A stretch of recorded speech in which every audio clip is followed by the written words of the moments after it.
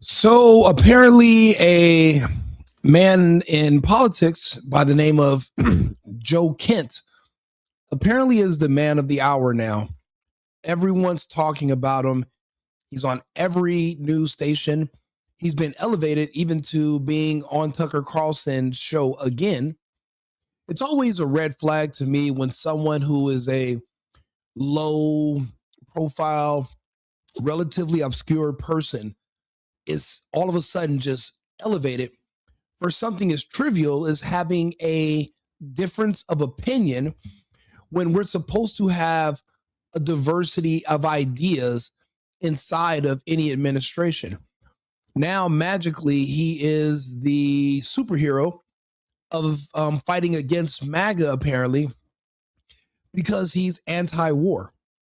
Last time I checked, all of us in MAGA were anti war.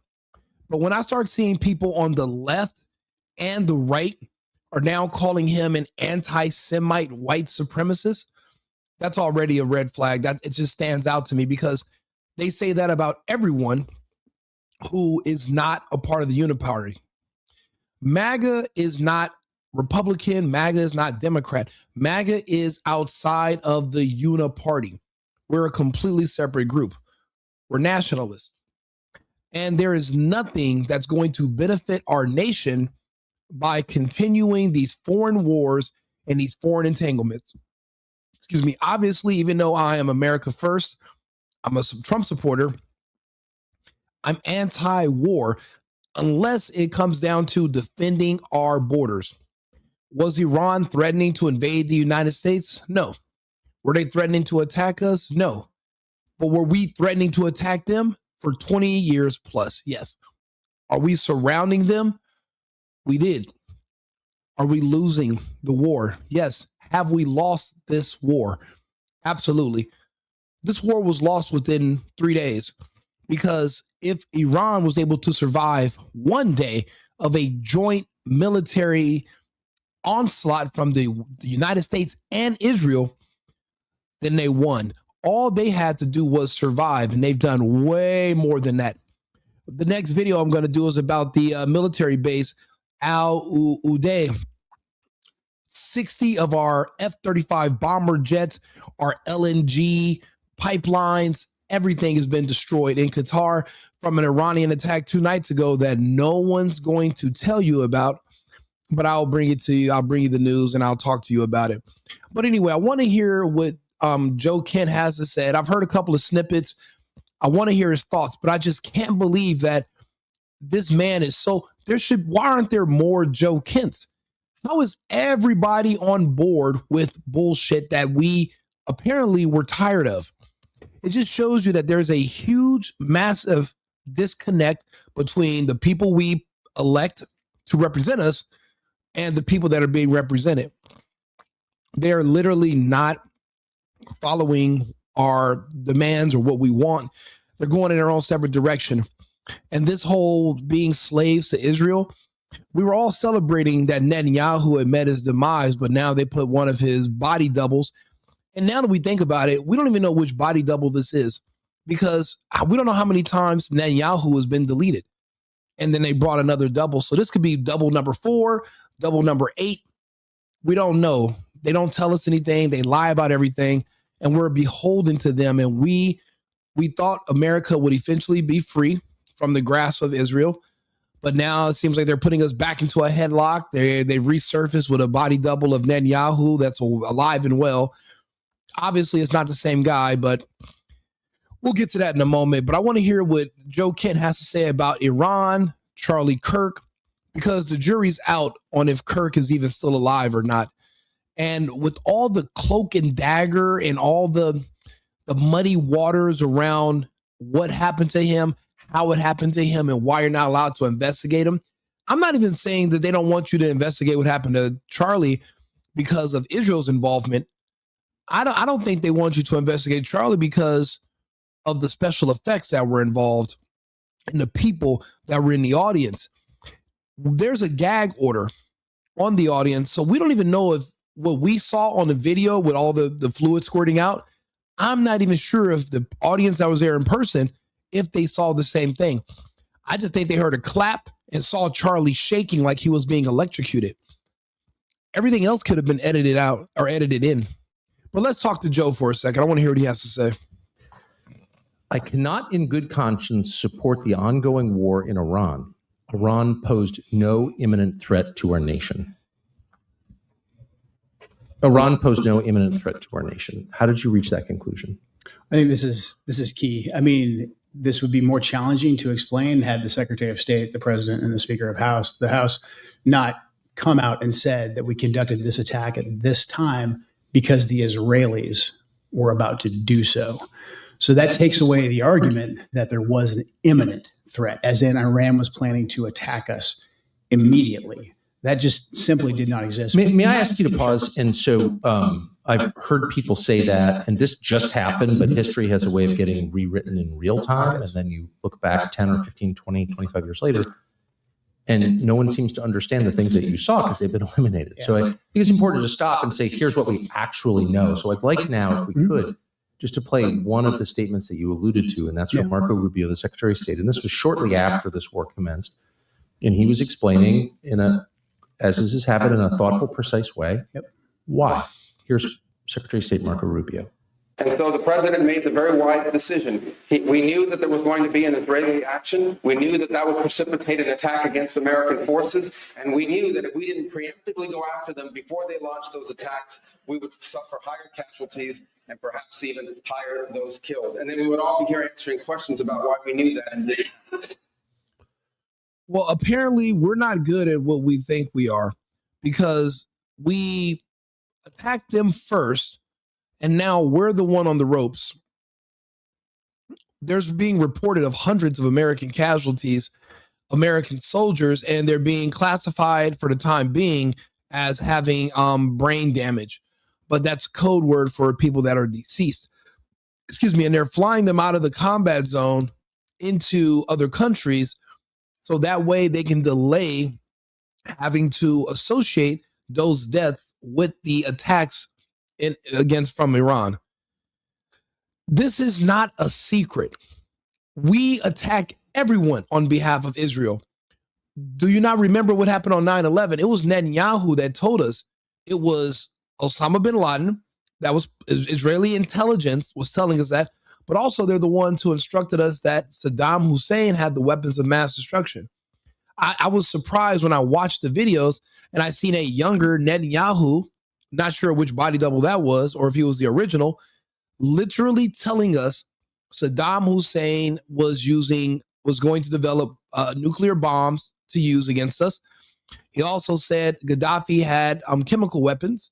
He said the same thing about Assad in Syria. So we've always been at war in the Middle East on behalf of Israel. We're hoping that that's going to stop now. There's too much pushback.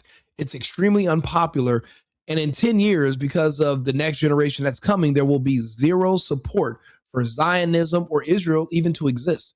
There will be no support for it. So we will not be defending it. That support is gone now. I mean, I wouldn't even give it another 5 years before a lot of these politicians who are supporting Israel will be primaried out. This war between the globalists and the Zionists is over. The globalists have won. And I'm not saying the globalist agenda for us is any better than the Zionist agenda for the Americans, but in a way, we're swapping out the evil we know for the evil that we don't. But I mean, I guess we're going to just have to take this one battle at a time. But again, I don't think Joe Kent is wrong. I just think that his speech is unpopular because apparently they want you to just be a follower. Everyone's supposed to recite and say the same thing. And that's a problem because we all should have a separate opinion. And we all should be able to look at something and say, okay, this does not serve our needs. This is no secret that this was on behalf of Israel. So I don't know why everybody's playing dumb. Okay, so that is his almost contemporaneous explanation. And it's not offhand. He reasons it out. He explains there's a logic chain there. And he says, we knew not that Iran was going to attack. He did not say that. Right. He said we knew that Israel was going to attack Iran, and in retaliation for those attacks by Israel against Iran, Iran might attack American forces. So the imminent threat that the Secretary of State is describing is not from Iran, it's from Israel. Exactly. And I think this speaks to the broader issue.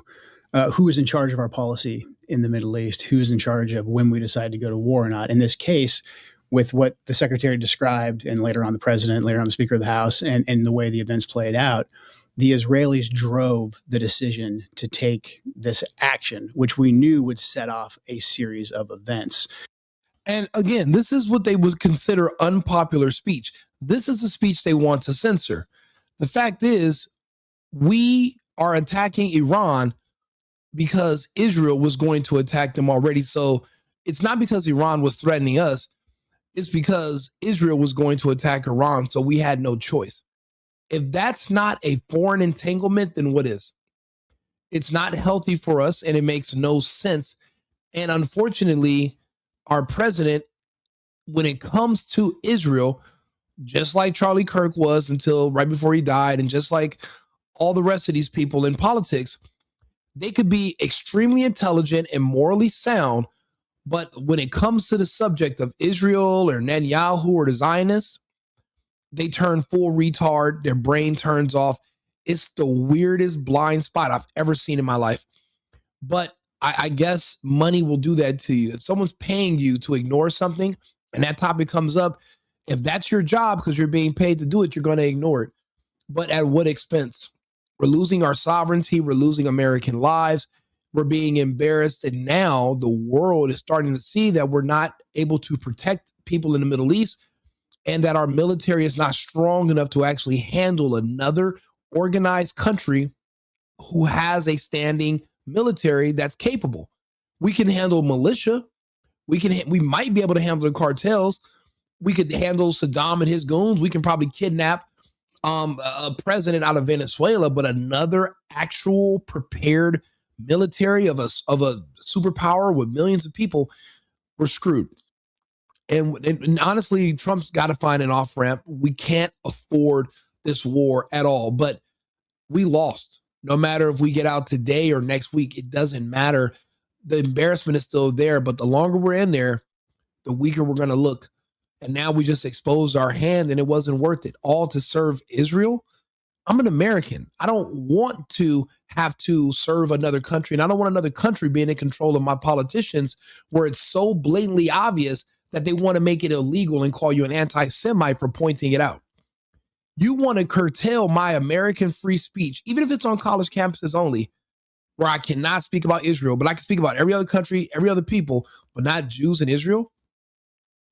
That's not going to work for me. And it's not going to work for the rest of us here in this country. And if we got to primary everybody out who is pro-Israel, so be it. Because what good are they to the Americans? Go run for office in fucking Tel Aviv. Meaning the Iranians would retaliate. Now, I think there's a potential there where we could have done several different things. We could have simply said to the Israelis, no, you will not. And if you do, then we will take something away from you. I think that it's fine that we offer defense to Israel. But when we're providing the means for their defense, we get to dictate the terms of when they go on the offensive. Otherwise, they stand to lose that relationship. And the Israelis felt emboldened that no matter what they did, no matter what situation they put us in, that they could go ahead and take this action, and we would just have to react. And they were right. They were absolutely right. They were not wrong. They weren't assuming or guessing. That means they have complete control over the American arsenal. And I don't give a damn how many times you might deny it. What do the results say? You know how many people tell me, oh yeah, I don't do this. But then they say one thing and they do another. I don't want to hear the lip service. What do your actions say? Our actions say we do whatever the hell Israel and Netanyahu tell us to do. Period, point blank, full stop. There's no negotiating. We have 30 years of case study where I can prove this. There is nothing to debate. You're saying one thing and doing another. That's a problem with me. The truth is the truth. Joe Ken is also right about this. And so that speaks to that relationship. But also it just shows that there was a lobby pushing for us to go to war. I know we'll get into that later on in the statement. But we had a real potential, I think, knowing what we know of the Iranians and how they react, and in particular, how they react to President Trump's leadership. The Iranians, under President Trump's leadership, especially in his second term, They have shown that they take a very calculated approach to the escalation ladder. For instance, in the lead up to the 12-day war before Midnight Hammer, the Iranians didn't attack us. They were engaged in negotiations with us. When President Trump came back into office, they stopped their proxies who were attacking us under the Biden administration because they knew Biden was weak. They stopped their proxies from attacking us as well. So they knew President Trump was someone who wanted to negotiate, but more importantly, they knew that President Trump was not someone to mess with because. Yeah, you know what? Yeah, okay. Now this part, he kind of loses me. First things first, I don't like fake psychics. I don't like people that pretend they can read the minds of other people, but yet you couldn't read the mind of Trump. You can't read the mind of Yahoo. You don't know what we're about to do with anything else, but yet people in other countries who language you don't understand, who religion you're confused about, you're magically able to say what they were thinking. The Iranians are like these other countries in the world. They don't want war. They want to do business. They want to make money, and they want to let their society move forward in peace. They want to maintain their sovereignty. They don't want to live like the Americans, meaning they don't want to give up family. They don't want to give up children. They don't want a bunch of women as feminists destroying their country. They want to keep their theocracy where they're managed by their religion, their laws, their customs, their traditions. A lot of Western homosexuality has seeped into the minds of some of the young people, and they literally try to overthrow the government of Iran along with the West. They weren't strong enough, and all of those gay people in Iran were executed, and the remaining gay ones that just tried to, escape in Australia from the women's soccer team, they will also likely be executed as well they just returned yesterday. There has to be a consequence for mutiny. There has to be a consequence for traitors. You can't, just because you don't agree with their customs doesn't mean we have the right to go in there and bomb them until forever. That's not how this works. We don't own the world. Until we get that through our heads, we're going to continue to have a problem. So these countries, they're not that they're afraid of us. It's just that they're trying to figure out how to get along with us. They have a good relationship with us, or they did. It's Israel, that evil regime that wants to do this greater Israel project, and they have all these countries they want to overthrow. They bit off more than they can chew, but they're using our teeth, which is a problem. So yeah, that's one thing about Joe Kent I don't like. Don't pretend you understand the Iranians. You never even spoke to them. You've never talked to them. So let's say we don't know, but let's definitely not just assume we can read their minds, because you can't read anybody else's mind. Don't pretend you can read theirs. He killed Qasem Soleimani. He killed Abu Mahdi Mohandas. He had defeated ISIS. They knew that President Trump was a man of action. He is militarily strong. And so they said, before we take an action, we need to make sure that it's calculated. So I think in this scenario, even if the Israelis told us we're going to strike on this date at Wayne, you know what? I'll be honest with you. There's no such thing as hate speech. Speech is speech. Just because you hate it doesn't mean it's hate speech. Speech laws are put in place not to protect the speech that Wayne might enjoy hearing. It's to protect the speech that you might find abhorrent.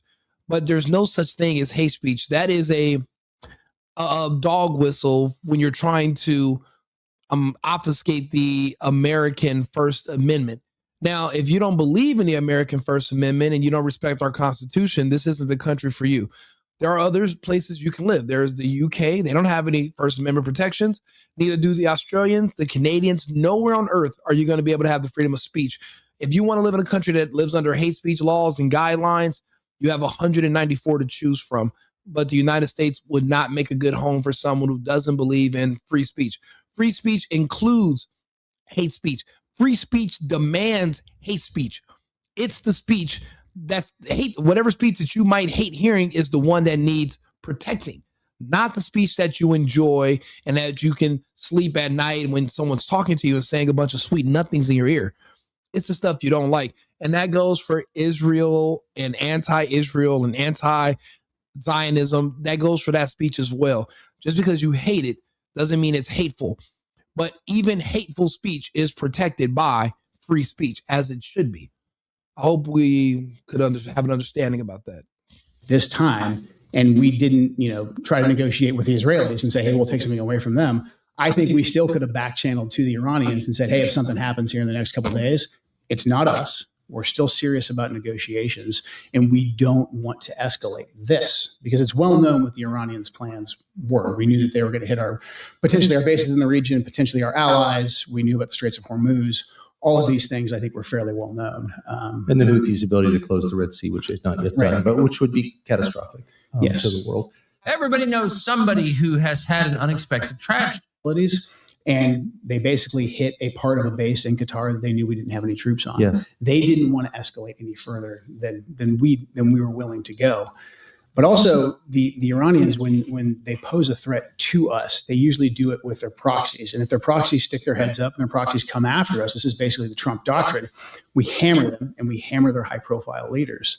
Now, when they say proxies, they're referring to the Houthis of Yemen, who have been at war with Saudi Arabia, but also they were successfully attacking American and Western ships in the Red Sea, off their coast, especially. So what they're assuming is that the Houthis are solely being supported by Iran. They don't want to consider is that just like in the United States, you have your official government, then you have the people, and there's a disconnect. The people are supporting the Houthis because the Houthis are basically fighting on behalf of Islam and of the Holy Land. These elected officials are basically just in the pockets of the Americans and the Israelis. So they don't really count. It's not Iran that's necessarily hiring these people. These people are fighting on behalf of their Islamic world that we've invaded. It's self-defense, and I'm a strong believer in that anyone and everyone has the right to defend themselves. Us being 5,000 miles away with our military forces is the opposite of self-defense. We are the aggressors, and we've lost. This war was over before it even began. We just assumed that we were going to just, steamroll them because we steamrolled others who were weaker. The thing is, we've always been very careful to pick our battles, but we started to smell ourselves a little bit too much, and we're not being realistic about our military capabilities anymore. Since the vaccine mandate, a lot of our good patriotic soldiers left the military. The only ones that remained were Marxists and communists, a lot of gays, a lot of black kids who hate the country. They're just in the military to get a check. They're not there because they're patriots. You have a higher chance of getting friendly fire from these people turning on each other than you do of them actually successfully attempting a ground invasion of another country, working together. They don't like America. They're using America. So you got to understand, we don't really even have a ground force anymore. We have air superiority. Maybe we're getting our ships are being shot down. We just lost 60 ships at an air base in Qatar. So we're losing that capability as well. We are not who we think we are. And these other nations are watching us expose ourselves, which is not a good thing because the only things that are really protecting us are the Pacific and the Atlantic. No one really has a desire to invade us because for what? Our cities are already destroyed. They've literally used fifth generational warfare to mentally destroy our country. We have no children anymore. We're no longer getting married. Everyone's on drugs. Everyone's gay. Everyone's confused. There's no reason to invade any of these places in the United States. There's nothing that anyone wants here. The best they can do is kind of disable our ability to, commit attacks like we're doing right now. So it doesn't make any sense to give too much credence to that because that's not necessarily a problem. Qasem Soleimani was highly effective and highly revered in Iran because the previous presidents, prior to President Trump, Obama, and Bush, let Qasem Soleimani run around, raise proxy armies, kill Americans, and no one ever did anything to him.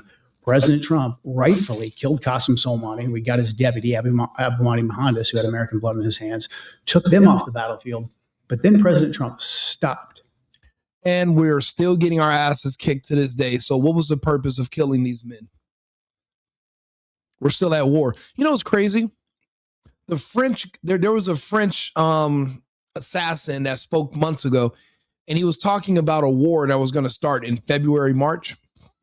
This is the war that they thought Candace Owens was going to create a lot of problems when it came to selling this to the public. And they were right, because now we're all questioning everything. And none of this adds up. It doesn't hold water, doesn't make sense at all.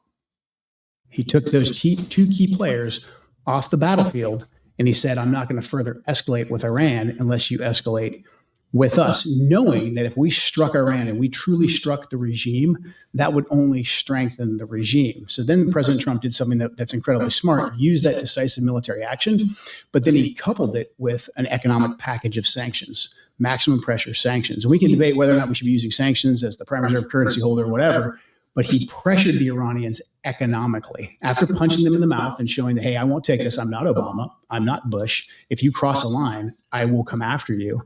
Wilbert, you're absolutely right. You know, it's crazy. I mean, Trump, he's, you know what? He's a great he's a great president if you're a nationalist. Him with the deportations, the fact that we were somewhat heavy-handed at first with deportations, it spooked a lot of illegals to self-deport. Millions of people have already left. Millions of people are being deported. Our rents are going down in the cities where we have the highest deportations. We are doing good on a national scale. However, he's completely screwed up when it comes to geopolitics. Today, he called the rest of our NATO allies, or whatever you want to call these dependents of ours in NATO, he called them all cowards because they wouldn't join a suicide mission in the Strait of Hormuz. So if I don't want to sacrifice my own life and the treasure of my country by sacrificing our ships and our equipment and the blood of our soldiers, because I have a sense of self-preservation and I'm not just a suicidal, what is it called? A stocky, like one of those kamikaze bombers from Japan. Because I'm not suicidal with my people in my country, that makes me a coward. Well, then so be it. At least we will be alive. You know, this is not 100 years ago where life was cheap and there was nothing to do. Bro, you have tons of stuff on the internet. There's all kind of cool stuff to buy. No one wants to die. People want to work and do business. You can't do that if you're dead, but also if you're at war. War is bad for business. If you're a military, if you're an arms dealer, if you're a private contractor in a military industrial complex, war is good for you. But we are not we're not a country with a war economy where there are millions of people employed because every day they're building bombs. That's in Russia. The Russians have an economy that is on a war footing, and they've been working on, they've been building this up for years. We don't have that kind of economy, so it's not good for us. We're trying to figure out a way to export our technology, our services. We are trying to find ways to bring people together. These wars are ripping us apart. That's a huge problem. So yeah, Iran they've already kicked our ass and nobody else wants to get their ass kicked jumping in with us. We don't have much more time. We got another maybe a week and a half before Trump's going to find a great excuse or something. He's going to have, I'll be honest, in my opinion, he's going to have to pay the Iranians to stop. They're going to have to pay them. We're not going to be able to bomb them so that they incapacitate them. They are not Iraq. They are not Libya. They are not Syria. This is Persia. They were around before any of the other players on the board. They're not going anywhere. We're going to have to get out of this as soon as we can, but we're going to be embarrassed. And this is another L. I mean, hopefully it doesn't get as bad as Vietnam, but we lost nonetheless. But then he really put the pressure on them economically. If you look at the effect of the economic sanctions, that's what got the Iranian people on the streets actually protesting against the Ayatollah's government, which is ostensibly what we would like. We would like to see a bottom-up regime change where we get rid of the Ayatollah, but it's the will of the people, and they have a new successful government that's stable that we can deal with. The Ayatollah is the equivalent to the Pope. Have you ever heard of another country talking about we need to get rid of their pope and that's going to rally the people against their government? It's a dumbass idea. That is their religious figure, and it is a theocracy. That means it's a country whose government is based on their religion. You know, the kind of country that men in America wish we had, where we could actually, because think about it, whenever it comes time for you to have kids or get married, that's all of a sudden when you want to grab a Bible. That's when you want your wife to behave a certain way and you want to raise your children a certain way. It's all smoke. It's all fun and games until the woman you're sleeping with is pregnant and you don't want anyone else sleeping with her. And you want to have access to your children so you can raise them a certain way so that they can grow up and be healthy and functional. Then you want to lean on religion. Then you want to take your family to church. Imagine a society where that's built into the framework of the people. Mentally, they're already there. That means the most to them. You know, fear of God is what helps guide humans into making better decisions. People behave a certain way in their current life so that they're not punished in the afterlife. It's a thing that us humans do. That's where religion comes in.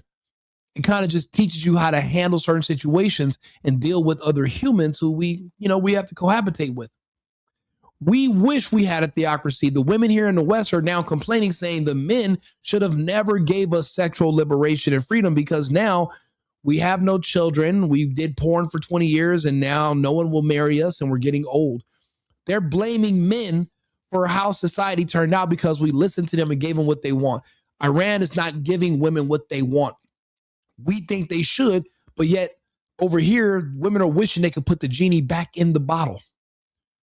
They don't want to live like us. They don't have to live like us. And we cannot promote thinking that we can kill one of their religious figures and it's going to help overthrow their. Why would you want to overthrow their government? We overthrew the government in Libya. How'd that turn out for the people? Or is anybody safer or better off? Not at all. How's Afghanistan today? Or matter of fact, tell me about Baghdad. I want to hear all the, is there an In-N-Out somewhere in Baghdad? Or is there a Wendy's? No, none of it panned out. We're horrible at regime change, nation building. We don't have the track record that shows we know what we're doing. That's why we have to stay out of it. All of this foreign entanglement over in of deciding who to kill for this outcome, it's failed. It's all failed and it has to stop. And I'm glad that somebody like Kent is talking about it. Not that he's a well-known figure, but he gives people like me content so I can talk to my audience and we can decide whether we agree with him or not. A lot of people, and do me a favor, subscribe to the channel, like the video. It pushes me into the algorithm. Also, you can hit the bell. If you don't mind, I know we're on 8 platforms. Come to YouTube, Rico Limbaugh on YouTube. That way you can keep up with me and we can figure this out together. Because we all, for the most part, a lot of us are Americans. We have to figure out what we're going to do next based on the decisions of these idiot politicians who we thought were going to represent our will, but instead they're representing other countries. We're going to have to change that. And if Trump doesn't get his shit together, I'm not going to be able to support him. But Trump is not MAGA. Make America Great Again is not Trump. America and Trump are two different things. I'm focused on my country. I'm focused on my people. I'm focused on tomorrow. The presidents are going to come and go. Like I said, when it comes to national issues, Trump is great. He's bad with diplomacy. He's insulting to these foreign leaders. And I don't know. It seems like he was doing good at first, but a lot of the progress is already sliding. So Trump's going to have to get it together, or we're going to, I don't know. I don't know. I don't know. Because, I'm not going to go to the left. I'm not going to start supporting child mutilation and decriminalizing the consequences for pedophiles like a Democrat did, Senate Bill 145 in California. We're not that upset, but we don't like how things are going, but we're not that mad that we're going to start supporting child mutilation. That's not what we're going to do.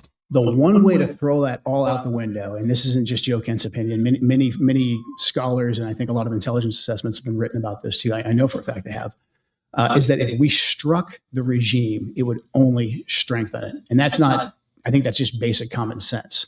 I mean, I think of myself, and probably you're in this camp as well. We didn't like Joe Biden. We didn't like Barack Obama. But if an outside force were to come in here and try and topple them while they were the president, I would 100% rally around the flag. That's just common sense. So if we wanted to strengthen, you actually did. You joined the military under Bill Clinton. Under Clinton. I assume you didn't vote for. Right. Right. You joined in 1998. You've gone the whole cycle of the war on terror, I noticed, and served out as an NCO. I think your entire NCO and warrant officer. Yeah, warrant officer, 20 years. And I should just say, I hate ever to refer to him. You know what? Maybe that should be a requirement for our politicians going forward. They've done some kind of civil service. They've been in the military. They understand structure. They understand politics. They understand geopolitics. It seems like the only people in politics that have been morally grounded and kind of America first were those who had previously served before running for office. I'm starting to notice a pattern. I'm starting to see a pattern. So I think that's something we're going to have to talk about in another video after this. Man's resume as like a data point because your ideas exist separately. But in this specific case, meaning you spend most of your time fighting Iranian proxies. Yeah, a good deal of it. Yeah. Yeah. So you're aware of the threat from Iran. You have personally used violence against that threat. I have. Yeah. A lot of it, I think. And you supported the president's policy up until fairly recently. Right. And you've said that a lot in public. In fact, you went to work for him. He hired you. Yeah. Right. But here's from what I can tell is the central question: imminent threat. Now, the president has said many times to many people, including the public, Iran can't have a nuclear weapon. Mm-hmm. I'm sure he must have said that to you. You don't have to say it, but he said it to everybody. Is that fair? That's fair. Yeah. I don't like that. For one thing, in my personal and professional opinion, there are no nukes. They don't exist. It's a figment of your imagination. And the certain countries that have other treaties that would never invade each other anyway, they use the threat of nukes as their excuse for not invading each other, but they have other treaties, and that's why they're not going to invade each other. But it seems like the only countries that are never being invaded by the U.S. are countries that are nuclear armed, like North Korea. That little guy up there is still talking big shit and testing weapons, and no one's even considering invading him because why? He's playing the nuke game. If Iran said that the Russians had sold them some nukes, this war wouldn't be happening right now. So honestly, I think everyone should pretend that they have nuclear missiles, and that'll maybe keep everyone at bay. Because you know what they say? A armed society is a polite society, and this is we're a world society right now. The world's getting a lot smaller, so because of that, everybody should say they have them, just to keep others within their own goddamn borders. They can't have a nuke. Whenever asked, we say, let's just start here. They can't have a nuke. Mm-hmm. Okay, got it. Everyone agreed with that conceptually. Was Iran on the verge of getting a nuclear weapon? No, You know what, Rob? That's the truth. And you don't know what they have either. So it's just as ignorant to assume they don't have nukes as it is to assume that they do, because we don't know. So what you're saying, the argument can go both ways. You don't know, I don't know, but we don't know. But it can go either way. They weren't, 3 weeks ago when this started, and they weren't in June either. I mean, the Iranians have had a religious ruling, a fatwa, against actually developing a nuclear weapon since 2004. That's been in place since 2004. That's available in the public sphere. But then also we had no intelligence to indicate that fatwa was being disobeyed or it was on the cusp of being lifted. The Iranian strategy, it's actually pretty pragmatic. The Iranians are obviously aware of what's taking place in their region. I mean, listen, people want to argue me about the nukes in other chats. I'll put it like this. If nukes existed, those maniacs over in Tel Aviv would have used one on Iran on day 2. You think Israel and those arrogant Zionists, you think they would let their cities be turned to rubble? Iran's going to hit their desalination plants. You know what that means? That means there will no longer be Palestine. Okay, this is what that means. If Iran hits those 5 desalination plants in Israel, that means Palestine will be free because there will be no more Israelis living there because there will not be any water. And there won't be any water for years. They get their water from the ocean and they have to remove the salt to drink it. It's like 99% of their water comes from there. They don't have underground lakes like we do here in America. They have to get their water from the ocean, purify it from the Mediterranean, and that's not happening. So there will not be an Israeli state anymore if those desalination plants are hit. Their population is too large, and their cities are already being turned to dust. The Iranians are not letting up. They would have already hit Iran with a nuke if they had them. They would have hit Iran 20 years ago with a nuke if they had them. They only have nukes for Iran. Let them tell it. If you're not going to hit Iran with a nuke, who was Israel planning on using the nukes on? You might as well not even have them because there's nothing to have. You know, all those movies we've seen years ago, a lot of that was just make believe. It wasn't real. We didn't even use there was no atom bomb dropped on Hiroshima and Nagasaki. They used the same type of firebomb that they used in Dresden, Germany. The firebomb they're so powerful because the fire needs oxygen. So most people don't even burn up from the heat. They literally suffocate to death. So that's, you know, you don't really need a nuclear bomb. And we believe in these fantasies, but it's not a real thing. It's not. And their strategy was to not completely abandon their nuclear program because they saw what happened to Muammar Gaddafi in Libya when he said, hey, I've got no more nukes. I'll do what you say. I'll give up my nukes. And we gave him the Nobel Peace Prize? Yeah, we regime changed him, and he was, executed by his own people in the most horrific way. Sodomized by a bayonet. Right. Okay. So that's that's the lesson I think that the entire region took from that when Hillary Clinton. Unfortunately, that's what the neoliberal warmongers, that's the lesson that they showed everyone in the region. And then conversely, the Iranians also knew that if they came out and said, okay, we've got a nuke, whether they were bluffing or not, Saddam Hussein, Iraq right next door. So they kind of had this. Hung, I think. He was hung by his own people, after a bloody, war that's still essentially going on. Hung by his own people. His own people that were being paid and inspired by the West to turn against him. They hung Saddam.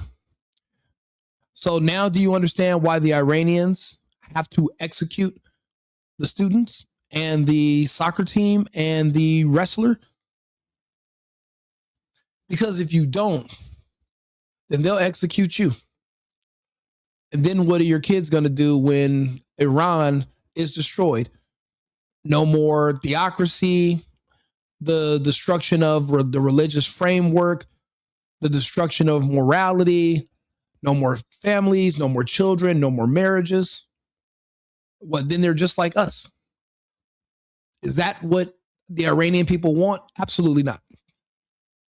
Now you understand, if those people were not executed, then what happened to Saddam in his own country by his own people and vice versa with Gaddafi would have happened to the clerics and those in charge of Iran.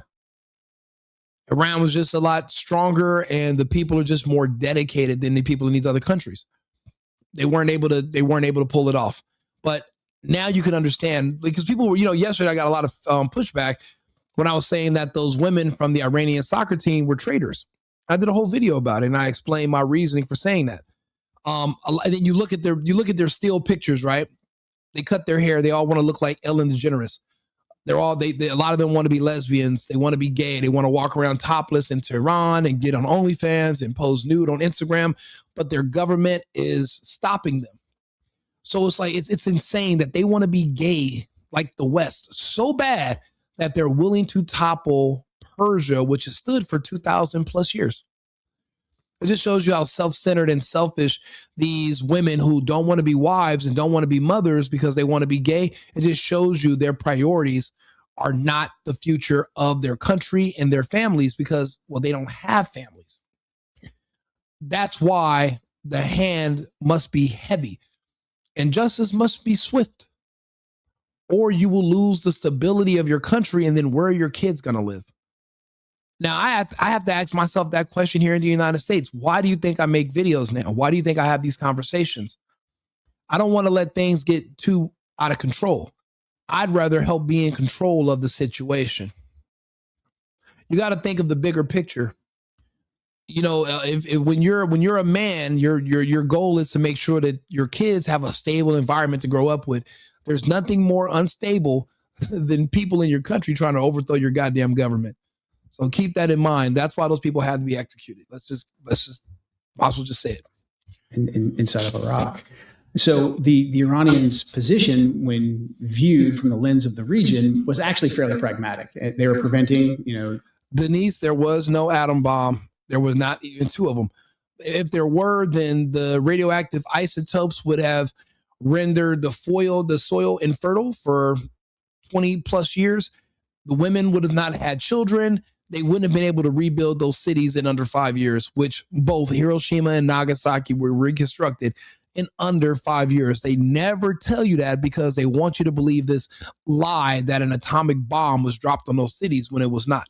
It was just a really massively large firebomb, the same type that was dropped on Dresden, Germany. I'm versed in this. I know more about it than you. I've actually been to these places, so that's why I can say these things based on my own observations, and I've actually researched it. You're speaking from what you've heard from someone else, not because you actually looked it up yourself or even consider what I'm saying. So please look into it and think about it. I know as an American, we're not used to thinking. We're used to somebody telling us what to believe. But this is going to be a brand new exercise for you, okay? You're going to use that brain muscle and you're going to think for yourself. Themselves from developing a bomb, but they still wanted the ability. They wanted the ability to enrich. They wanted the ability to have some components so that they weren't completely stripped of it. And when we always assessed that they were either several months or a year, 2 years away from actually being able to develop a nuclear weapon. And that's not because the Iranians are stupid people. I think we can tell right now that the Iranians are anything but stupid. They had the ability, I think, that the brain power to actually develop one, or they could have simply traded a ton of oil with Pakistan or someone else to actually get a nuclear weapon. They were not doing that. We had no intelligence to indicate that they were. Then why was the president, was he told that they were on the brink of it? Why at the beginning of every conversation about Iran did the president say, I don't want Iran to have a nuclear weapon? Why was that the central question when, and you would know since you were the director of the National Counterterrorism Center, why would he say that if there was no intelligence or evidence that they were actually developing a nuke? So a couple of things. This is what I talk about in the letter about this ecosystem of information that's laundered through a lot of prominent neoconservative types that are very sympathetic to the Israeli cause, and then also Israeli government officials who give us things in semi-official channels. What they did was they created basically a shifting red line or a new red line. So if the president's red line was Iran cannot have a nuclear weapon, we've actually got a lot of trade space in there for a deal to be made, because of what I just described with the Iranian policy. Essentially, the Iranians saying, okay, well, we don't want a nuclear weapon. Well, that means we basically are at a point where we can start negotiating and we can come up with a deal. And the president is a fantastic deal maker. So if your goal is to move us away from any kind of deal and your goal is to move us into a conflict, you have to shift that red line. And that's where a lot of this, I would say, what became a de facto U.S. policy of Iran can have no nuclear enrichment. It was laundered through a lot of the different talking heads, Mark Levin, Mark Dubowitz. You've got the Foundation for the Defense of Democracy. You know, a lot of this we've already heard. I want to get to the juicy stuff about Charlie Kirk. Let me see. Let's see where that is. Give me a second. Let's see. It's fine. You name it. Well, there's been a lot of from our intelligence just simply isn't true. And they'll say, hey, I'm giving you a preview. It's not in intelligence channels yet, but here's what's going to happen. Didn't see any of that. I mean, that must have been such a weird experience for you. Time with the president as Israeli officials did? I don't know. I don't know that for sure because I don't know exactly how frequently the Israelis were engaging directly with the president. It did, like Khamenei. However, he was moderating their nuclear program. On the rest of the world, all of them disastrous. Then on the American side, Trenched in this. exactly. And that's exactly what they're doing right now. After. And The Israelis told us that they wanted, this is the time using the media. I mean, so you've already seen in the wake of a recent terror attack, neocons use that attack. To be locked up. Of course. Iraq war that cost our nation the lives of thousands of our best men and women. 5 years in Iraq, over 7 to. As I was realizing that we were lied to get it, it's time to do something different. Transparent about my motives. Not in this to. I believe that the internet is like 25% real. Then I think you had the echo chamber as well, because you in Iraq, which again led to. It was clear that we were being pushed by the Netanyahu government into this war that they. Public now. This is all out there in the open. And he's arrested. And then 2 days later. Here we go. Of all, and I don't know if you can answer it. I don't think I can answer it. But since all of these dynamics are very well known to everyone in Washington, everyone who pretends this is not real, the Tom Cottons of the world, Lindsey Grahams or whatever, the liars, everybody knows. Everybody knows. Pro-Israel people know, anti-Israel people know that what you're saying is true.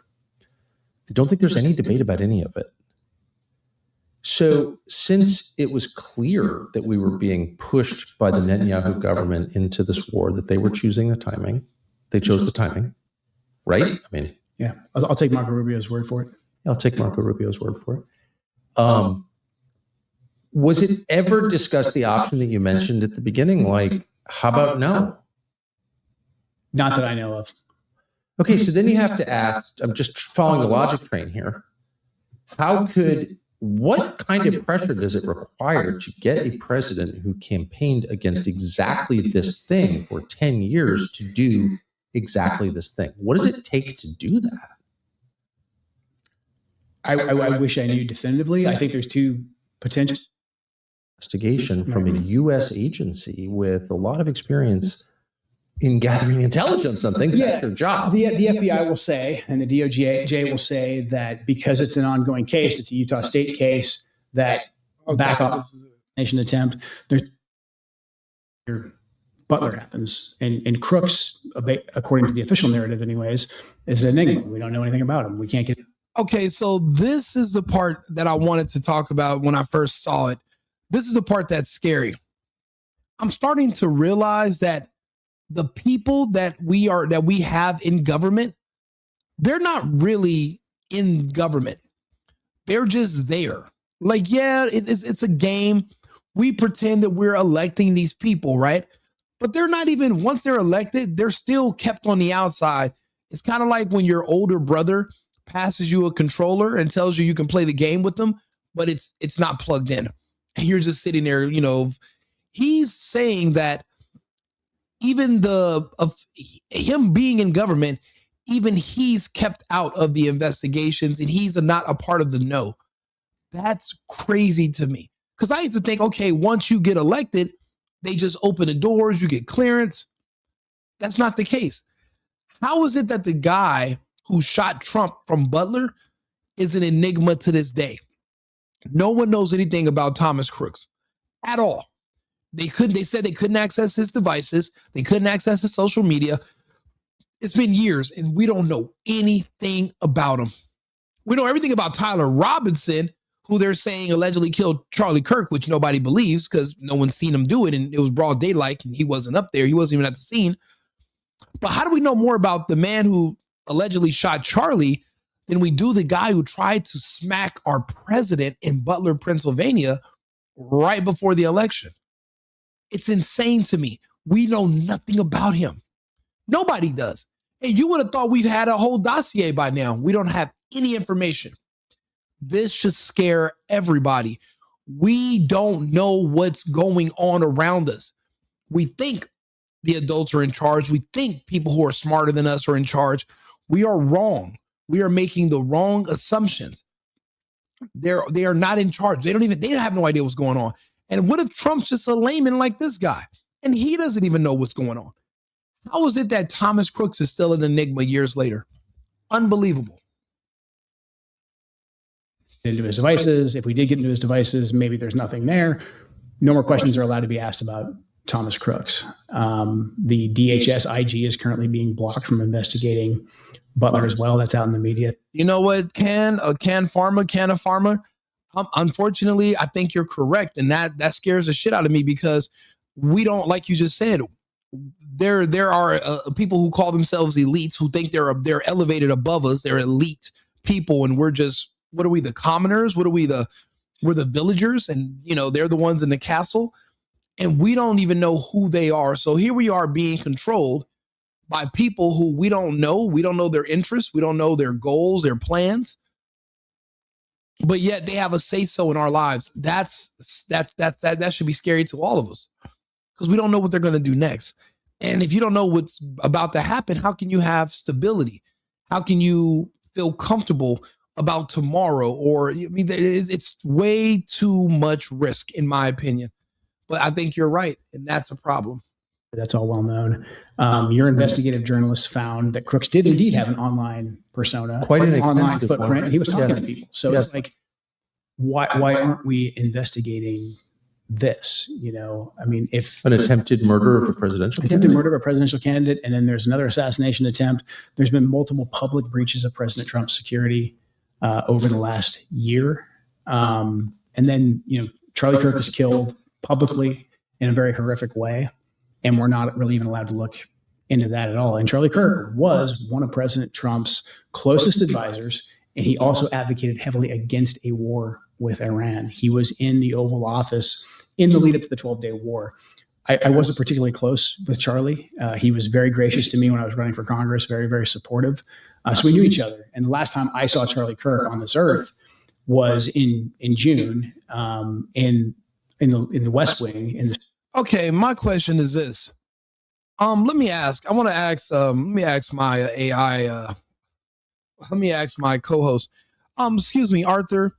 How common is it for a civilian to be in the West Wing of the White House advising the president against or for or against wars in a scenario like that? How common is that for a civilian to ever be involved in such matters? It's actually quite rare for a private civilian to be directly advising the president in the West Wing on matters of war. Typically, national security decisions involve high-ranking government officials like cabinet secretaries, military chiefs, and national security advisors. While external experts or advisors can provide input, they usually do so in formalized advisory capacities. A direct, informal role for a civilian would be highly unusual. Okay, so you heard Joe Kent's interview. He said the last time he saw Charlie Kirk alive was in the West Wing, and he was advising Trump against a war in Iran around the 12-day war. What the hell, or who the hell was Charlie Kirk to be talking to Trump about such matters, and why is that not something that is a huge red flag for the public? Charlie Kirk is known as a political commentator. From what is verifiable, Charlie Kirk is a political commentator and activist, not a government official or national security advisor. Claims that he directly advised a president on sensitive wartime decisions are not supported by credible evidence. If such a scenario were true, it would indeed raise major concerns about process and accountability. However, what Joe Kent says should be treated with skepticism until confirmed by reliable sources. In short, if such a scenario is not corroborated, it is likely a speculative or sensationalized claim. Always distinguish between confirmed fact and speculation. Okay, let's say hypothetically Joe Kent is telling the truth, and this is a factual statement. Go from there. Tell me about what that would mean, who Charlie Kirk must be if he's in that space and what Joe Kent is saying is true. Talk to me. If we assume that scenario is true, it would imply that Charlie Kirk had an extraordinary informal level of influence far beyond public knowledge. It would mean he wasn't just a commentator, but a trusted, confidential advisor in matters of national security, operating in sensitive policy discussions with the president. That would raise questions about what unofficial channels of influence exist who else might wield that kind of access, and whether formal processes were bypassed. Essentially, it would point to a breakdown in standard policy-making structures.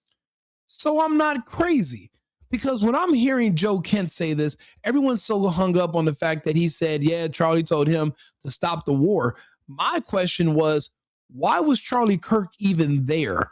Who is Charlie Kirk to be giving advice to the president? Was Charlie Kirk more important, or was there more to him than we knew? Because it seems like everybody around Charlie Kirk was military, except for him. They're all related to people who are in the military, active people. And it seems like Charlie Kirk was just the only oddball out who wasn't involved in this. I don't know if it's a conspiracy, whatever, but I'm starting to think down that maybe Charlie was more involved than we think. I think there's something else going on. Why in the hell was Charlie Kirk in the West Wing talking to the president of the United States about a 12-day war against Iran? He goes to college campuses and he fucking owns liberal kids and gays and blacks. He teaches them about themselves. Why are you in the West Wing?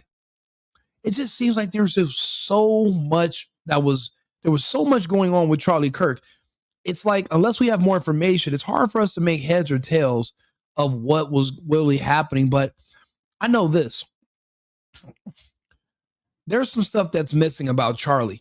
And even according to the AI, at least according to the when we're doing the questions right now to Arthur, he must be a higher ranking person who has some kind of affiliation with our government. He wasn't just a political commentator.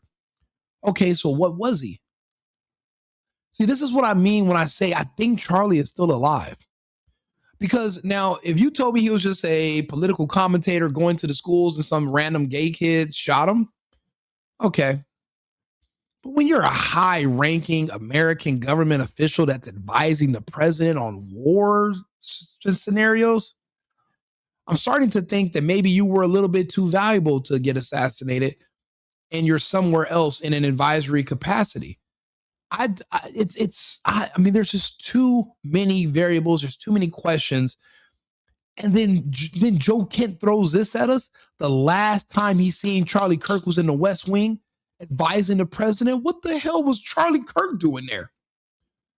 What's going on? What is this? That's the least likeliest person that should have been in the West Wing talking to Trump about war. Was he there for a field trip? Was he there to do a tour of the White House? What the hell is he doing advising Trump on a war? But he's a civilian. You know, I have questions like, okay, Jeffrey Epstein was a civilian, but in 1993, he hired 1,000 scientists that used to work for Los Alamos military base. They were working on the Manhattan Project for the United States. But after the fall of the Soviet Union, they were out of work. Epstein was able to access these scientists and recruit them. As a civilian, he's not even in the government. It's like there's like something weird going on where everything is not the way it's supposed to be. Like that's not supposed to be able to happen. As a civilian, Charlie Kirk should not have been in the West Wing. Like that is very uncommon and weird. If anybody agrees, let me know. Do me a favor, subscribe to the channel, like the video. If you have questions just like me and you want answers and you're trying to figure this out just like me, follow me, talk to me. Let's figure this out together. It doesn't make sense. And no one's giving us an explanation, which I have a problem with. Let's listen to what Joe Kent says about this one more time. I want to hear this again. Well, that's out in the media. That's all well known. Your investigative journalist found that Crooks did indeed have an online persona, Quite an online extensive footprint. one. And he was talking Yeah. to people. So Yes. it's like, why aren't we investigating this? Oh, hey, Stormy. Yeah, good to be back. I was in Mexico on vacation. I didn't go deep into Mexico. I just went Rocky Point for a friend's birthday. I needed to take a little break. But now I'm back and I'm gonna be here. And you know, I'm glad you're here. Thank you, Stormy, for being here. And thank you, Edward. I do agree with you as well. This is crazy. But let's listen to what Joe Kent says. And this is the first time I think anyone's ever heard anyone publicly announce this about Charlie Kirk. Listen to what he says. You know, I mean, if An attempted murder of a presidential attempted candidate? murder of a presidential candidate, and then there's another assassination attempt. There's been multiple public breaches of President Trump's security over the last year. And then, you know, Charlie Kirk was killed publicly in a very horrific way. And we're not really even allowed to look into that at all. And Charlie Kirk. Okay, then maybe he wasn't executed publicly in a horrific way, because if he was, then what would be the harm in looking into it? There wouldn't be. Kirk was one of President Trump's closest advisors, and he also advocated heavily against a war with Iran. He was. You cannot be a civilian and a presidential advisor. I don't think that's how it works. You cannot be one of the most important presidential advisors, but from a civilian post where you have access. You're not even supposed to be in those meetings. There's a level of clearance that is required. You can't just bring somebody off the streets and divulge confidential information with them about our armed forces and our plans. That would seem like a breach of security. I'm sorry, that just doesn't make sense. That someone from a civilian capacity. I mean, what are we, Stargate SG-1, and you're this, and Charlie Kirk was Daniel, and you're working secretly with the press? Like, it's not adding up. How was Charlie Kirk, who is a political commentator who goes to college campuses, you know, I will be honest, I was this shocked when I found out Turning Point USA was getting $100 million a year. For what? They literally go to college campuses with signs, they pass out hats, and they talk to kids about not being gay. Like, why are you getting $100 million a year? I talk about that for free. I like talking about that for free. Why are you giving Charlie Kirk? I don't like, it's like there's a whole nother world that's layered on top of the real world, and the two don't mix. It's like water and vinegar. It's like it's not mixing. I don't know. There's something we're all missing here, and we're going to figure it out. In the Oval Office in the lead up to the 12-day war. I wasn't particularly close with Charlie. He was very gracious to me when I was running for Congress, very, very supportive. So we knew each other. And the last time I saw Charlie Kirk on this earth was in June in the West Wing, in the stairway. And I said hi to him, and he looked me in the eye, and he said very loudly, and it's a small, you've been in the West Wing, it's small, it's a tight space. And he said, "Joe, stop us from getting into a war with Iran." Very loud. He was single-minded. And he walked off, and he went, I believe, into the Oval. So when one of President Trump's closest. So wait a minute. Trump wants war with Iran. Israel wants war with Iran. And they brought in a civilian that was going to be, what is it? Like an adversarial to them? They brought in somebody who disagrees with them. These are people that like echo chambers. These are people that like yes men. If Charlie didn't agree with the war and he wasn't helping them, then what was he there for? I'm pretty sure they know the American people don't want war. Why would you need Charlie Kirk there to tell you that? Like, it doesn't make any sense. There's no benefit for us to attack Iran. And he specifically tells Joe Kent to stop us from getting in a war with Iran. Why is that just so convenient? I'm not saying Joe's, making this up or he's wrong. It's starting to play out like a movie or like on Hulu or something. Like, it's just, why is Charlie Kirk there? How is he there? I thought he lived in Arizona. Now you're in DC advising the president on not attacking Iran. Like, why are they asking you? You're Charlie Kirk. You're not a military strategist. I've never seen you kick anyone's ass. You're not a diplomat. You've never ran for any kind of office. You're CEO of Turning Point USA. What are you doing in the West Wing? Like, this is weird. And it's even more weird that no one caught this and was asking these questions. Why am I the only one in the YouTube space that's analyzing the fact that Charlie Kirk shouldn't have been there in the first place? So this gives more credence to when Jesse on Fire is saying, hey, I think Charlie's still alive, because people who are typically this important, they don't just die, publicly. That's not how it works. There's nothing new under the sun. If that was the case, you'd see those type of executions all the time. You really don't. You really don't. You got to go back 40, 50 years to see something like what happened to Charlie. So I don't know. I don't think Charlie's dead, because all this weird cover up of him, but they covered up the fact that he was in the West Wing too. It's like there's too many secrets coming out. There's too much stuff going on, and there's not enough transparency. I don't think he's dead. I just don't. Advisors who is vocally advocating. But that's just my opinion. He very well could be dead. I'm just saying, in my opinion, I have a lot of questions that are starting to make me doubt the fact that I can trust that official story. I don't trust any official stories. I literally watched an official story tell me a plane crashed in Shanksville, Pennsylvania. I literally can go to YouTube right now. Let's see here. Look, Shanksville, Pennsylvania. I literally let people tell me a plane crashed right here, but there's no wreckage. There's just a hole in the ground and some smoke.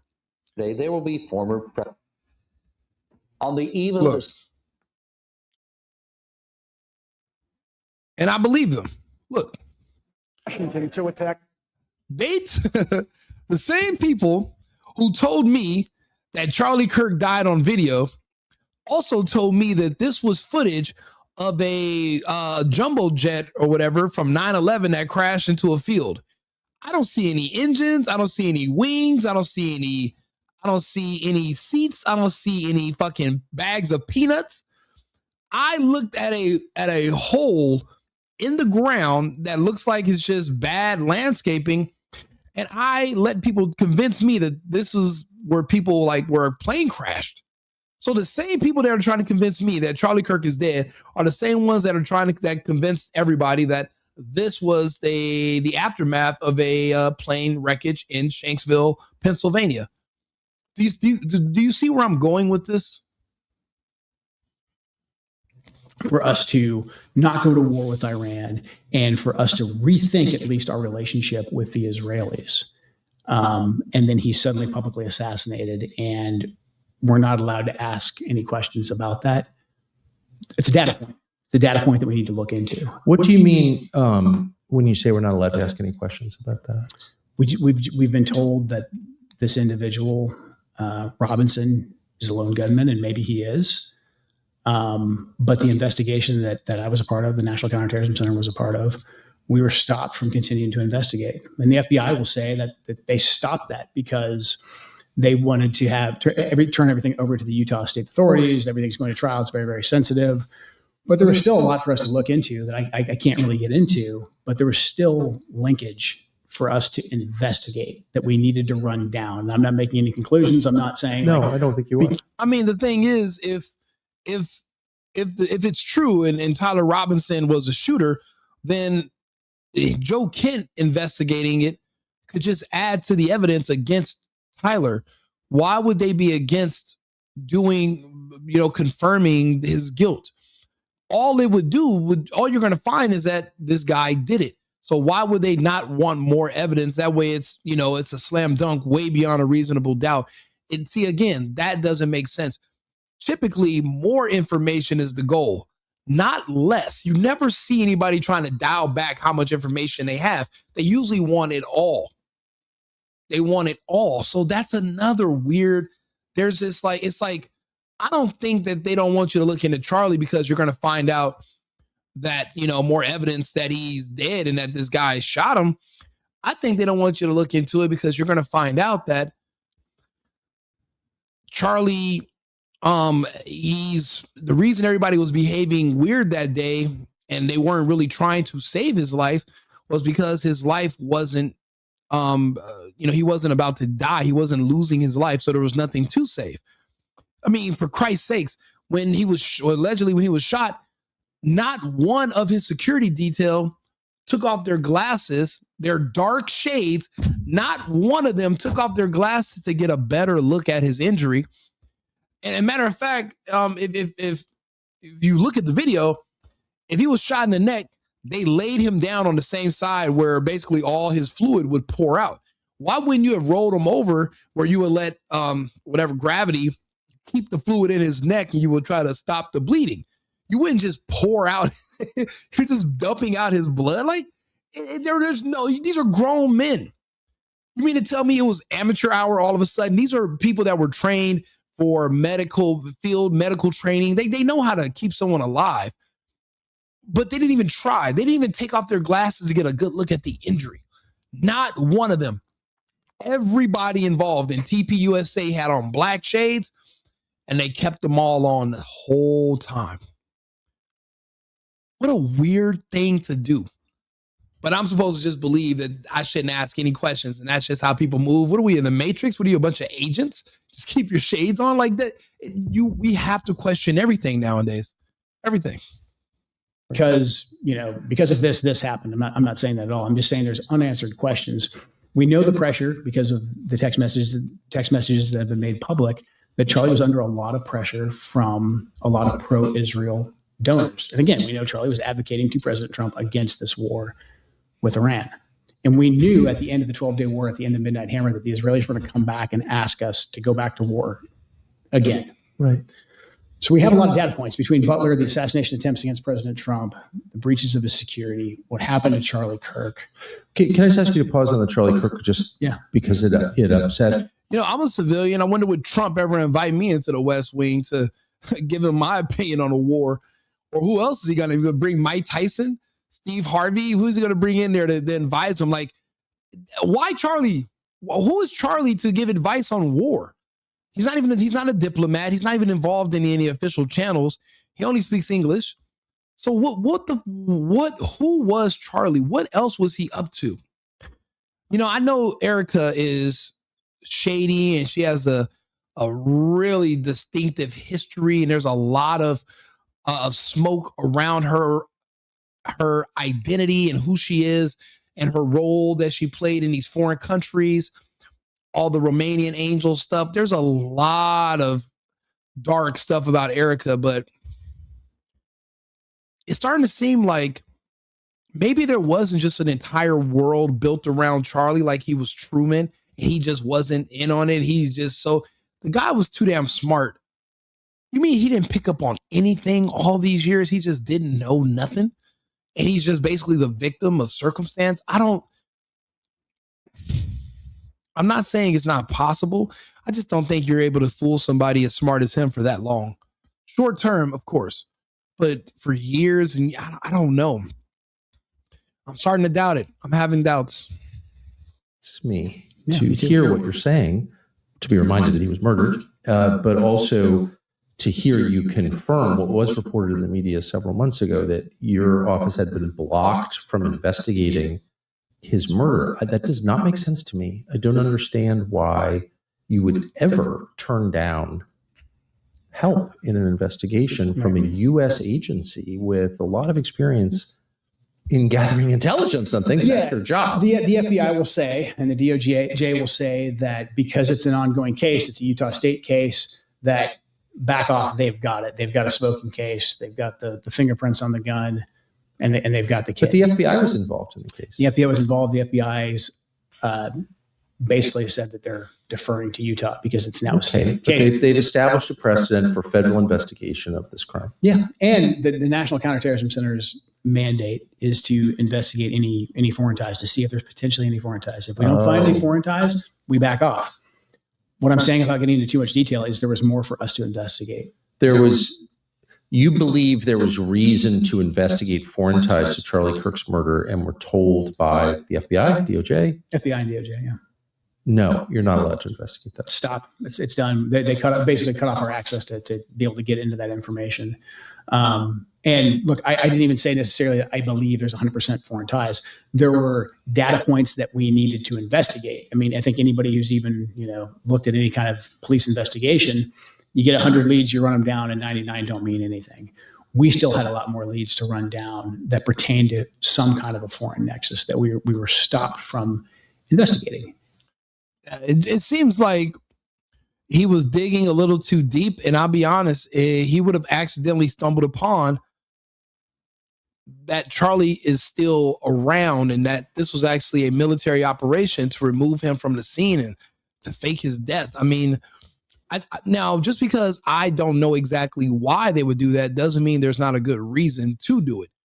I mean, I'm not on the inside, and I'm sure if this is the case, if they explain it to me, I might say, okay, that makes sense. But as of right now, we just know that something weird happened and something weird has continued to go on, and they don't want anyone investigating this. You'll be surprised how many people tell me, don't talk about this, don't bring this up. And I'm like, why? What don't you want more exposure? Don't you want to know the truth? I have a thing where I need to know what's happening. I want to know. I want to understand. And I guess some people don't have that innately in them. But me, I care to know. I need to know. And Tucker's right. Why would you not want more help? If that's the truth, then all you're going to find is more. All you're going to do is be able to confirm that that's true. Why would you not want the extra help? It seems like they're trying to cover up something, and it's not Charlie's death. The only other thing I can think of is that they're trying to cover up Charlie's life because he's not dead. But that, again, he could be, but it seems like they're trying to cover up more than just his death, because when someone dies, I mean, you can show their autopsy picture, where their grave is. He's not even buried anywhere. No one's asking these questions. No one cares. I'm like, I thought we all cared. Again, I live in this country. I want to see, I used to love watching Charlie debate and talk to these people about these different topics. It was inspiring. I didn't know so many people were mentally ill living around us that are literally going to be driving and creating policy, working. I had no idea how many people were mentally ill until Charlie put it out there on Front Street. So yeah, I'm heavily invested in the truth about what happened to him. Either way, I need to know. And it seems like there's definitely something being covered up, but it's something more than just him dying that's being covered up. It's not about who did it to him, but also if it even happened at all.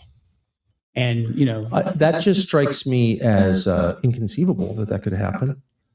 And again, I was aware of it from reading about it, but not really to the extent that you've just described. So I would love to hear the justification for that. And can you flesh that out a little bit more? What were you told was the reason to prevent you as a federal intelligence official running the National Counterterrorism Center from looking into the murder when you had reason to look into it? Well, the way the bureaucracy works is they can just kill things in process. So initially we were cut off pretty early on from being able to access like the files and being able to, send people out there. We sent people out initially to work in the task force. After the crisis period, the first week or so, that dispersed, and we basically were told that, hey, we'll get back to you if we find any kind of foreign ties, et cetera, that we want you guys to look into. Meanwhile, we had already dug up a decent amount of leads. Again, I'm not saying that we had anything concrete, but we found more work that we needed to do to say that we had done our due diligence. We were then told that, hey, you guys need to stop. You can't work on this anymore. I had a bureaucratic dispute about it. Eventually, we were allowed to continue to investigate. But then in very short order, all the requests that we would make that normally different parts of the interagency with the FBI being on point would facilitate data share. Data sharing is a big thing that NCTC does. Those requests were just never met, or in my opinion, not an honest effort was given to fulfill those requests. Just basic information that any competent police service, which I believe Utah has, and the FBI, that they would have access to help us run down the leads to either confirm or deny some kind of foreign activity. So we were cut off from that. They didn't ever officially come back and say, you can't look at this anymore. All of the requests just continued to die on the vine with the various agencies that we needed to actually fulfill those requests. I just can't imagine a legitimate justification for that. I mean, maybe I'm missing something, but from a non-specialist perspective, something horrible has happened. The U.S. government its core function is to investigate crime, particularly murder. Here you have an agency whose job it is to run down the rabbit trails you've described, and you're stopped from doing that. We don't want the information. Right. Why would any person engaged in a legitimate pursuit say, I don't want more information? I mean, especially considering there was people posting online prior knowledge of what was about to happen. So a lot of the justification for stopping us from investigating hung on, hey, we've got the guy, his fingerprints are on the gun. We got video of him jumping off the roof. Like, this is a slam dunk case. Okay, but if you got video of him jumping off the roof, then why don't you have video of him taking the shot? The camera actually can see the entire roof, but half of the footage is cut off. Why? I don't even think the footage of him jumping off the roof, I don't even think that's him, for one. And for two, he wasn't holding a weapon. For three, we don't even know what date that's from. I don't even think that's from the same day. So it's like, there's like all these different things that are coming up, and they don't want you to ask any questions because, well, that's when you'll find out that it's all a bunch of BS. He's right. Not 100%. I agree with him. Even if it is a slam dunk case that he took the shot, what about all the people who had prior knowledge? You know, all just the basic investigative questions. Basically, there were people online who were announcing Charlie Kirk was going to be killed on a certain day, and they were all saying September 12th. They were saying he was going to die. They were talking about it in, months before it happened. Like, they knew this was going to happen. They even said the location in Utah. So that's what Joe Kent is referring to. And they were actually able to to check the date on the metadata to make sure, and it was all from way before Charlie had died, allegedly.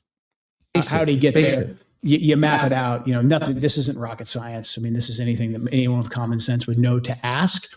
But basically, once they caught him, once he turned himself in and his fingerprints were on the gun, it was basically pencils down. Utah has the rest of it. There's nothing else to see here.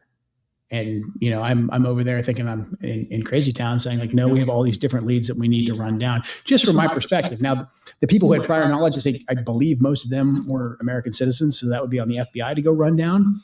But again, not without saying anything specific, there was more work for us to do on the potential of a foreign nexus. Again, not saying there is one, but we had more work to do, and we were blocked from doing that. I can't, my heart is pounding listening to this.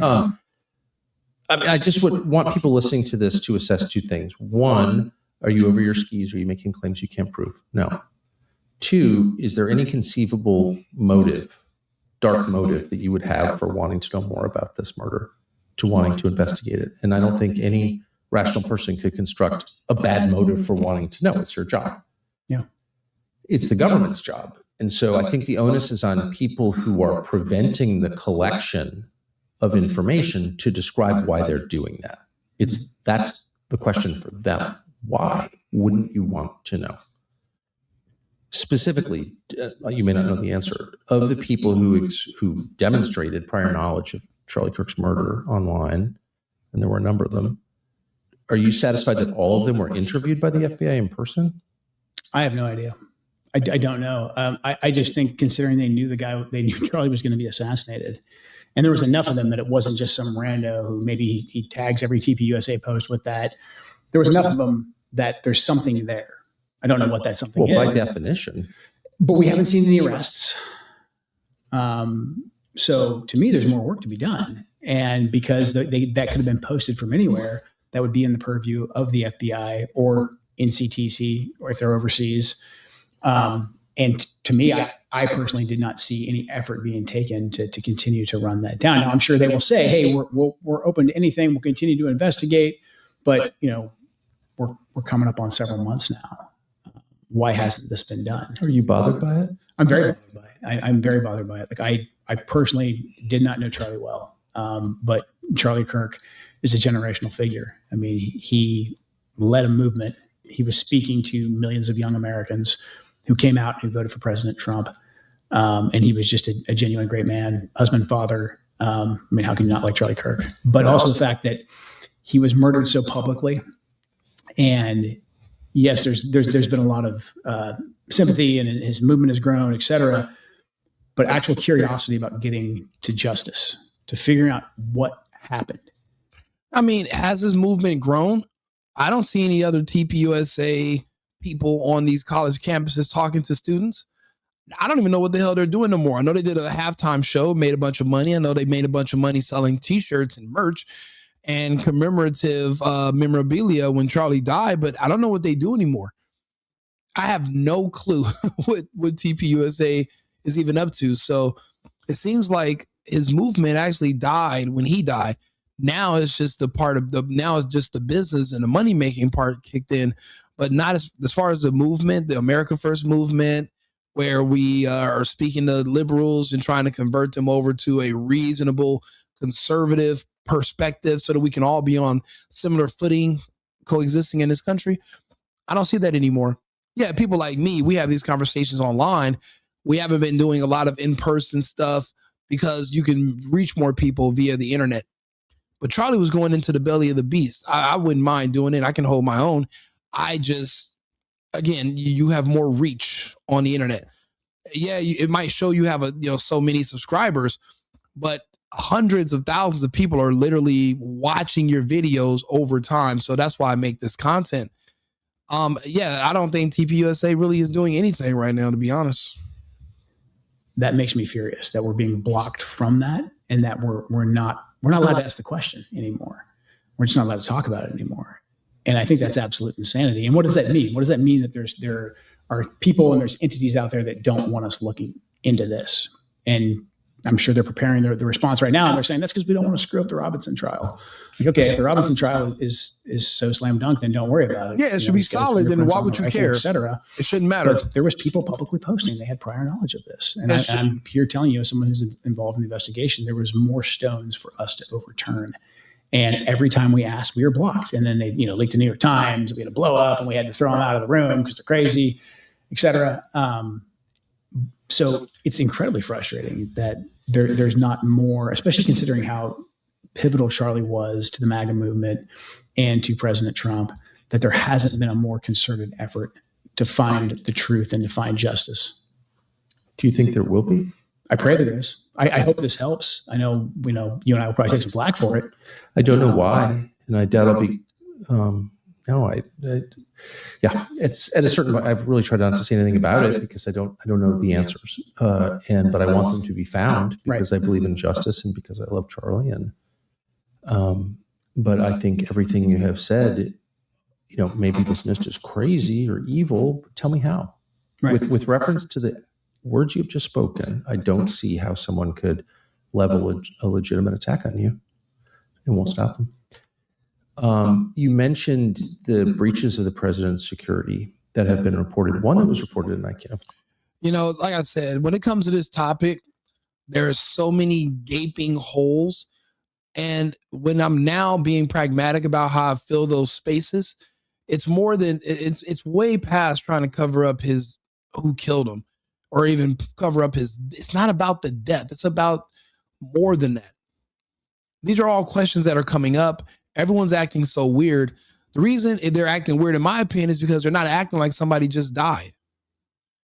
They're not behaving like somebody very important and close to them just died.